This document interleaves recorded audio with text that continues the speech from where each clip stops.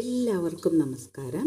എണ്ണയിൽ വറുത്തെടുക്കാതെ നമുക്ക് എങ്ങനെ തൈര് വട ഉണ്ടാക്കാമെന്ന് നോക്കാം. ആവിയിൽ വേവിച്ചെടുത്തിട്ട് അതിനായിട്ട് 4 മണിക്കൂർ ഉഴുന്ന് കുതിരാൻ വയ്ക്കും. ഉഴുന്ന് വെള്ളം ചേർക്കാതെ മിക്സിയിൽ ഒന്ന് അരിഞ്ഞതിന് ശേഷം ഇതിലേക്ക് 1 ടേബിൾ സ്പൂൺ അരിപ്പൊടി ചേർക്കും. ഇതിലേക്ക് ആവശ്യമുള്ള ചെറിയ ഉള്ളി, പച്ചമുളക്, കറിവേപ്പില, 1 പച്ചമുളക് എടുത്തിട്ടുള്ളൂ.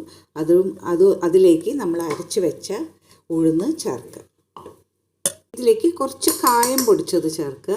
ആവശ്യത്തിന് ഉപ്പ്. നന്നായി മിക്സ് ചെയ്യുക. ഈ മാവ് നന്നായി മിക്സ് ചെയ്തതിന് ശേഷം ഇഡ്ഡലി തട്ടിൽ വെച്ചിട്ട് ആവിയിൽ വേവിച്ചെടുക്കുക. ഇഡ്ഡലി തട്ടിൽ കുറച്ച് മാവ് ഒഴിച്ചു കൊടുക്കുക. ഇവിടെ 1/2 കപ്പ് ഉഴുന്നേ എടുത്തിട്ടുള്ളൂ. ഇഡ്ഡലി തട്ടിൽ വെച്ചിട്ട് വേവിച്ചെടുക്കുക. ആവിയിൽ വേവിച്ച ഉഴുന്ന് വടകളൊക്കെ റെഡിയായി. ചൂടോട് കൂടി തന്നെ കുറച്ച് വെള്ളത്തിൽ മുക്കി ഒന്ന് പിഴിഞ്ഞിട്ട് വേറൊരു പാത്രത്തിലേക്ക് നിരത്തി പുളിയില്ലാത്ത തൈര് എടുത്തിട്ട് അതിൽ 2 ടീസ്പൂൺ പഞ്ചസാര ചേർത്ത് ഇളക്കുക. അതിനുശേഷം തൈര് വടേൻ്റെ മുകളിലായിട്ട് ഒഴിച്ചു. ഹെൽത്തി